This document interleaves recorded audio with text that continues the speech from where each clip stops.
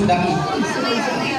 Good morning, everyone. I'm John Donwood de Lanzana, representing Galahad from Kingston. As you believe, when the literature is the greatest ground from the world. And we chase dream, and we chase our future. And I thank you. My name is Kenneth Opias and I'm representing Berlin. I believe that reading is the key to unlocking a brighter future and also key to unlocking